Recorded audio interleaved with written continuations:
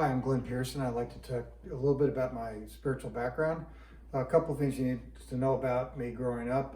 First of all, I was always the kid you loved to hate in high school. I was the smart kid, high school valedictorian, Phi Beta Kappa in college and all that. And when it came to Christianity, I didn't really think that Christians were particularly smart. Nobody I knew who took the Bible seriously, I thought, was that intellectually with it, and nobody I thought was intellectually with it seemed to be too concerned about the Bible. So I didn't have a whole lot of use for the Christian faith, even though I didn't know much about it. The other thing is that I was brought up in a religious tradition called Unitarianism, and the particular group that we belonged to was more of a world religion comparative studies type thing, which was probably not a good thing for somebody like me to have, because once again it was one of these things of, well, we're more enlightened than other people and we study different religious groups. Let's look at the ancient Egyptians and let's look at Buddhism and throw in a little bit of Christianity, but really not anything close to what you would consider Bible-based teaching. So I went off to college with that attitude, thinking that I was smarter than people that were limited in their religious church background. And interestingly, during my sophomore year of college, I attended a meeting where a speaker presented for probably one of the first times a very clear message about what it means to be a Christian. And basically what he said was the reason Jesus came was to deal with the sin problem that I had and that everyone else had because of my turning against God, because of my personal sin. And the reason he died was to take the penalty that I deserved and everyone else deserved to make it possible for me to have a relationship with God.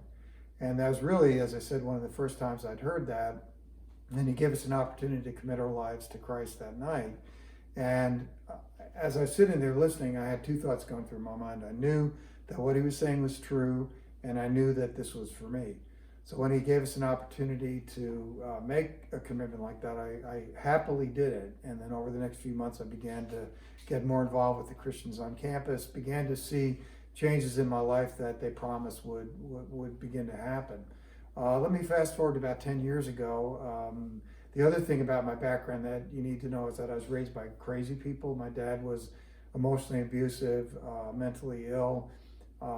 He had two nicknames for me. One of them was Idiot Child, and the other one I can't really say in polite company.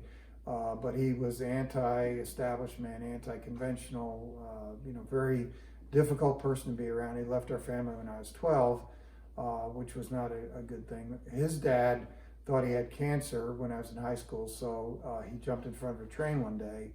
My older brother, my only sibling, was also mentally ill. He committed suicide in a mental hospital. He suffered from schizophrenia.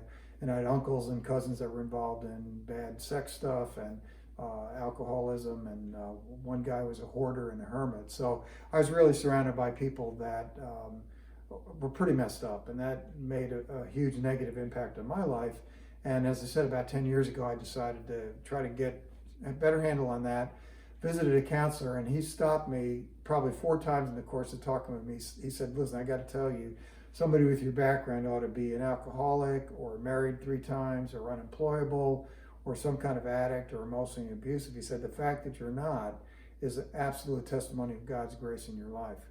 And that's the message I'd like to leave with you, that despite the problems and challenges we have, Jesus can, first of all, forgive your sins, but then help to compensate for some of the issues that maybe have been haunting you for your life. So knowing Jesus has been the great things that ever happened to me, and I encourage everybody to think about that.